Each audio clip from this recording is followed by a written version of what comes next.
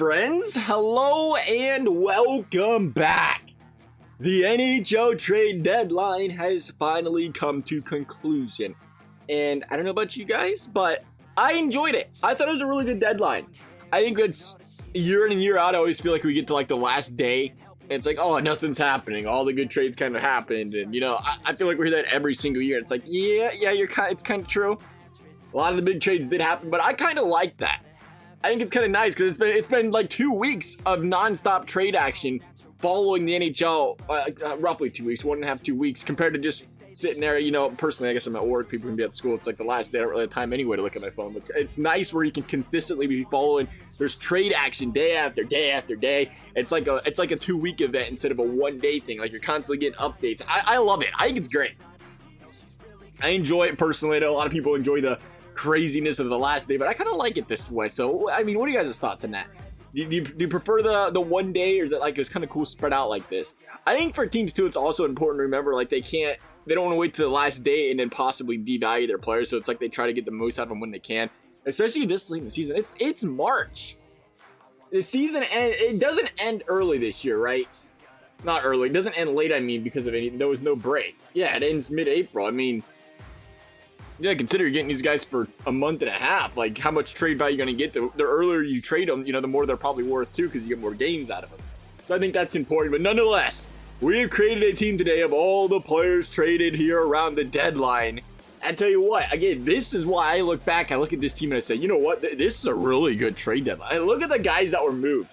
Timo Meier, Bo Horvat, Patrick Kane, Vladimir Tarasenko, Ryan O'Reilly, Tyler Bertuzzi. This team's nasty. Voracek, Domi, Niederreiter, Greenwood, Bukestad, Nyquist. This is, again, a very solid, if you consider the players that were traded. You go to the defense. We knew there was a lot of talk about Chikrin, and he finally did go. Klingberg went, kind of surprising. I guess not too surprising considering where he was at. Orlov coming over to Boston. Man, has he been a stud since he's gotten there. Gostisbehere, Eichholm, Hronek, some solid defensive players traded.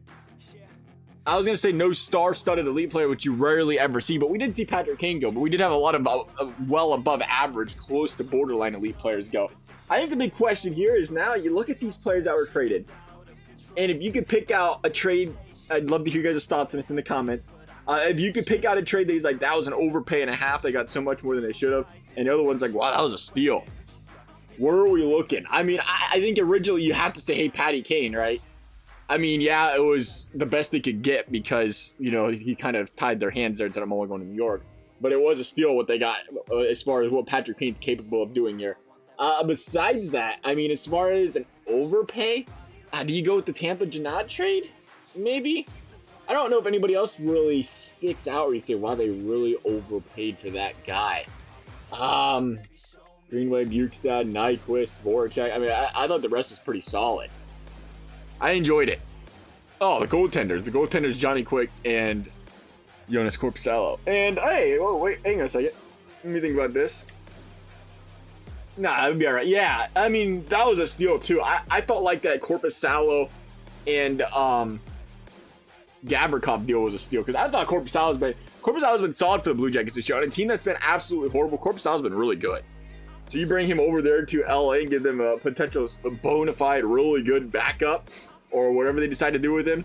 And then you throw in Gavrikov, who the Blue Jackets are asking for a first-round pick in the first place for. And that's really all you had to give up for was a first-round pick. I mean, I thought they did good on that trade. As a Blue Jacket fan, I'm like, oh, I could have got more. But it's like, nah, you're going to get what you can. It was like, we'll give up Korpisalo. As a Blue Jacket fan, I'm like, hey, we tanking anyway, baby. Let's get rid of our best player on the ice right now. Speaking of best player, Werenski's skating again. He needs to take it easy. He needs to make sure he's well rested for that. And, you know, next season, I'd hate for him to get hurt. No reason to rush it. Go out there. You know, we're really trying to get Bedard here. We are. Werenski, you know that, dude. It was cool to see out on the ice, but I think he should be skating for at least 2 weeks, maybe 3. Depends how we're looking to. I mean, if it's a really tight race, it's going to be a stiff competition. I think it's going to be a lot harder to determine the worst team in the league than the best team in the league at the end of it. All these teams, Chicago, Anaheim, Arizona, Columbus, they just dismantled their teams. It's like, who's going to win the games? A lot of people saying Boston the favorite, and it's really tough. It's really tough. Even a team that runs through the league like that, we've seen it before, where they run through the league and they get bounced in the first round and the second round. We'll see. I think that's gonna be tough to play through. You gotta play through Tampa, Toronto. I mean, anything happens in that division. That's gonna be fun. That's gonna be a fun one to watch. Right now, Boston though, seemingly unbeatable at home though. Minnesota, they're gonna make the playoffs with this team. They're gonna win dang near 50 games. That's not bad. Let's see how these guys played together. Patrick Kane's got 4 points in 2 games in the playoffs. That ain't bad. We're too far into it. We are too far. Now we just go down one. I act like it's my first day playing this game. It's been a while. It could be. 97 points for Patty Kane. 76 for Barhorst. 71 for Timo Meier. 26 goals for Timo. A little bit low there. Tarasenko dropped 33. Speaking of guys that have been doing some nasty things since being traded. Had to go over there in New York the other day. Ooh. Ryan O'Reilly, 62. Bertuzzi, 56. Hroning at 40. He had a really solid team. How'd the goaltenders play? How did Korpisalo and Quick play? Korpisalo had a little bit more than half the starts, but Quick actually had the better numbers. 919, 2.35. Prime Johnny Quick over there. Maybe he just needs a little bit more rest in between starts to get a little bit older. I don't know. I'd be the opposite, where I'd be like, I got to play more, I think, to stay in rhythm. But some guys are like that. Some guys can take the days off and be great. Minnesota, though, they are going to get out of the first round, to say the very least. Winnipeg's going to beat that or get beat by them. Oh, they're going to prove what are the Anaheim Ducks doing in the conference semifinals? Okay, then. What's an EA sim for 1,000? Speaking of what our teams doing in the conference finals, there's Vancouver. Washington's going to win the cup. Minnesota, though, they're going to get a chance at the conference finals with a team like that. Nonetheless, that's going to wrap things up for this video. As always, if you guys enjoyed the video, I'd appreciate you subscribing, liking the video. You never have to. Thank you guys for watching. We'll see you next time.